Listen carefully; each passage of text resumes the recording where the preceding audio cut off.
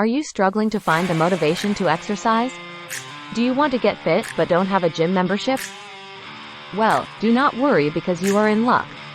In this video, I'll show you the top 5 best exercises you can do at home. First, let's start with bodyweight squats. This exercise targets your lower body muscles and is great for building strength. Next up on our top 5 list are push-ups.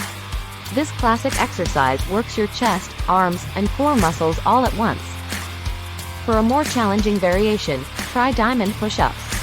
Third on our list is the plank. This exercise may look simple, but it's great for strengthening your core muscles. Up next, we have jumping jack. This exercise is easy to do and gets your heart rate up for a great cardio workout. Lastly, we have the burpee, a full-body exercise that combines a squat, push-up, and jump. It's a tough one, but it gets the job done. Now that you know the top 5 best exercises to do at home, you have no excuse not to start working out. Remember to stay consistent with your workouts and make sure to warm up before beginning any exercise routine. Thank you for watching and be sure to subscribe for more fitness tips and workouts.